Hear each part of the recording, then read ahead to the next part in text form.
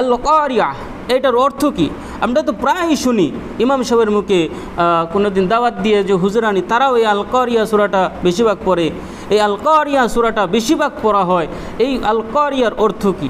সূরা আল কারিয়া 30 নম্বর পারায় অবস্থিত। এই সূরার ভিতরে আল্লাহ রাব্বুল আলামিন 11টি আয়াত রেখেছেন। আর এই 11টি আয়াত যদি আমরা দিলের কান দিয়ে শুনতে পারি তাহলে কিয়ামতের দৃশ্যটা যে কীরকম হবে তা আমরা লাইভ দেখতে পারবো। যেরকম সোশ্যাল মিডিয়াতে লাইভ চলে ওরকম যদি আমরা দিলের কান দিয়ে শুনতে পারি তাহলে কিয়ামতের দৃশ্যটাকে লাইভ দেখতে পারবো। এই 11টি আয়াতের ভিতরে আল্লাহ রাব্বুল আলামিন কিয়ামতের পুরো দৃশ্যটাকে তুলে ধরেছেন। আর হাশরের ময়দানের হিসাব নিকাশ কীভাবে হবে, মিজানের পাল্লা কিভাবে কায়েম করা হবে, সমস্ত দৃশ্য এই সূরা আল কারিয়া এই 11টি আয়াতের ভিতরে আল্লাহ রাব্বুল আলামিন দিয়ে দিয়েছেন। এই আল কারিয়া সূরাটা এত সহজ, আলহামদুলিল্লাহ আমাদের ইমাম সাহেব যত মসজিদে থাকে তারা প্রায়ই পড়ে। আর আমরা যারা মুসল্লি রয়েছি আমরা শুনতে শুনতে অনেকেরই মুখস্থ হয়ে যায় এই আল কারিয়া সূরাটা। আল কারিয়া সূরাটা হলো মাক্কি। আল্লাহ বিশ্বনবী সাল্লাল্লাহু আলাইহি সাল্লামের 2টি পর্ব ছিলেন, একটি হলো ধ্যান দিয়ে শুনবেন, একটি হলো মাক্কি পর্ব আর একটি হলো মাদানী পর্ব। অর্থাৎ রসুল সাল্লাল্লাহু আলাইহি ওয়াসাল্লাম যে সময় মদিনায় থেকেছেন আর ওই সময় আল্লাহ নবী সাল্লাল্লাহু আলাইহি ওয়াসাল্লামের কাছে যে কোরআন অবতীর্ণ হয়েছে, আয়াত অবতীর্ণ হয়েছে, ওই সূরাকে ওই আয়াতকে বলা হয় মাক্কি মাদানী। আর যে সময় রসুল সাল্লাল্লাহু আলাইহি ওয়াসাল্লাম মক্কায় ছিলেন আর মক্কায় থাকা অবস্থায় কোরআনের আয়াত কোরআনের সূরা নাজিল হয়েছে আর ওই সূরাকেই বলা হয় মাক্কি। এখন আপনারা কেউ সওয়াল যদি করে যে বহুত সূরা বহুত আয়াত এরকম রয়েছে যে রসুল সাল্লাল্লাহু আলাইহি ওয়াসাল্লাম মক্কায়ও রননি মদিনায়ও রননি, বরং সফরে ছিল, এই 2 দেশ থেকে অন্য দেশে সফর ছিল, যেরকম শাম দেশ এরকম দেশে সফর ছিল, সেই সময় তো কোরআনের আয়াত নাজিল হয়েছে। তাহলে কি ইয়ার জবাব কি? ইয়ার জবাব মুফাসসিরিনগণ দিয়ে দিয়েছেন যে যদি মক্কায় তার ভূগোলে বেশি থাকে তাহলে ওই সূরাটি মাক্কি বলা হয়, আর যদি মদিনা তার বেশি ভূগোলে থাকে তাহলে ওই সূরাকে মাদানী বলা হয়। আল্লাহ রাব্বুল আলামিন এই আয়াতের ভিতরে সর্বপ্রথম একটি আয়াত এনেছেন আল কারিয়া। একটু ধ্যান দিয়ে শুনবেন। আল কারিয়া এটার অর্থ কী? আমরা তো প্রায়ই শুনি ইমাম সাহেবের মুখে, কোনো দিন দাওয়াত দিয়ে যে হুজুরানি তারাও এই আল কারিয়া সূরাটা বেশিরভাগ পড়ে। এই আল কারিয়া সূরাটা বেশিরভাগ পড়া হয়। এই আল কারিয়ার অর্থ কী? আল কারিয়ার অর্থ হলো বিকট আওয়াজ। অর্থাৎ বিকট আওয়াজ দিয়ে কি মুরাদ? এই স্কুলে যে ঘন্টা দেয় ওই বিকট আওয়াজ না, টায়ারের যে পাংচার হয় ওই বিকট আওয়াজ না, বজ্রপাত যে ঠেটা পড়ে ওই বিকট আওয়াজ না, এর থেকেও বিকট আওয়াজ, বড় আওয়াজ হবে ওই দিন। আল কারিয়া বিকট আওয়াজ আল্লাহ রাব্বুল আলামিন বললেন।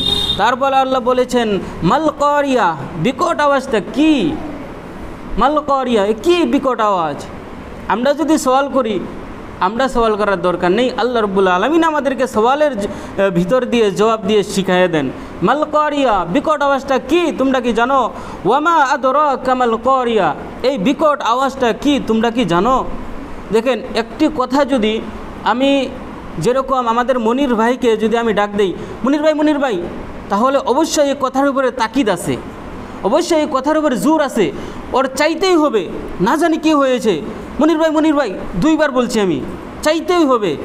আল্লাহ রাব্বুল আলামিন এরকমভাবে 2 বার বলে দিলেন আল কারিয়া মাল কারিয়া, 2 বার আমাদের দৃষ্টি আকর্ষণ করার জন্য আল্লাহ রাব্বুল আলামিন 2 বার বললেন যে ও গাফিল শোনেওয়ালা, ও গাফিল হিসেবে থাকনেওয়ালা, আল কারিয়া মাল কারিয়া, আমাদেরকে দৃষ্টি আকর্ষণ করছেন আল্লাহ রাব্বুল আলামিন। তারপরে আবার আমাদের দৃষ্টি আকর্ষণ করে আমাদেরকে বলেছেন তোমরা কি জানো মাল কারিয়া, আল কারিয়াটা কী বস্তু?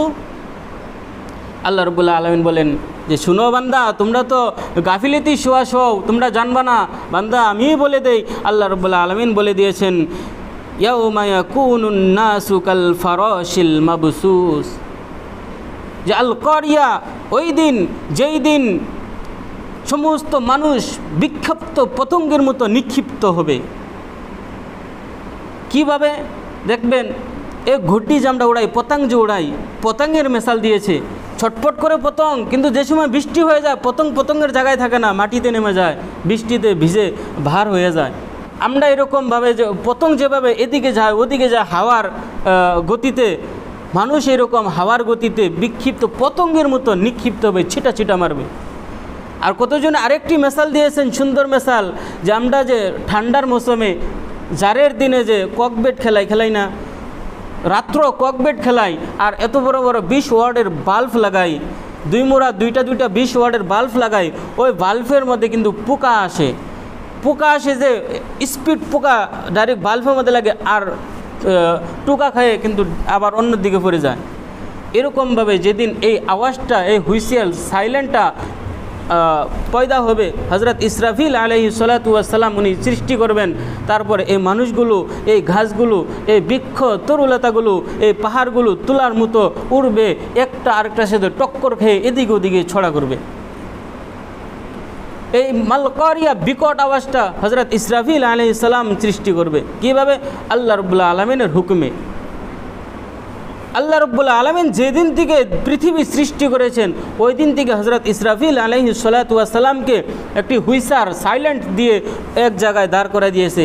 আর হজরত ইসরাফিল আলাইহিস সালাম 7 আসমানের তলে ওনার পাও রয়েছে, আর 7 আসমানের উপরে ওনার মাথা রয়েছে।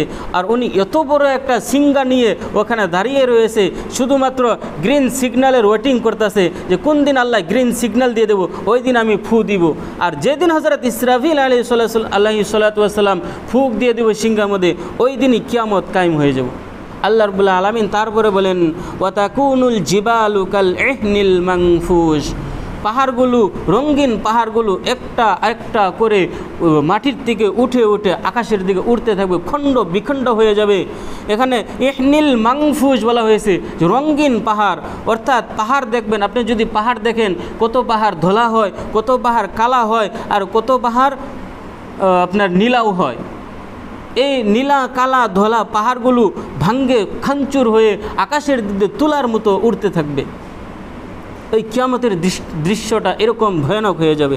আল্লাহ রাব্বুল আলামিন তারপরে বলেন, ওয়া আম্মা মান সাকুলাত মাওয়াজিনুহু, ওই দিন যার মিজানের পাল্লা ভারী হবে, যার নেকির পাল্লা, যার সোয়াবের পাল্লা ভারী হবে, ফাহুয়া ফি ঈশাতির রাদিয়া, সে এশ ও আরামের সাথে থাকতে পারবে, সে ভালোভাবে ওই জান্নাতে, ওই কবরের ময়দানে, ওই হাসরের ময়দানে থাকতে পারবে।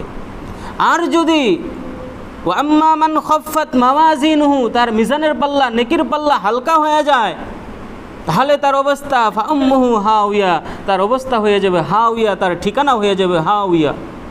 এখন হাউইয়া কি আমরা যদি না বুঝি, আল্লাহ রাব্বুল আলামিন জানেন যে আমরা বুঝবো না, তারপরে সঙ্গে সঙ্গে আল্লাহই বলে দিলেন, ওয়ামা আদরাকা মা হিয়া, তোমরা কি জানো এ হাউইয়া এটা কী বস্তু?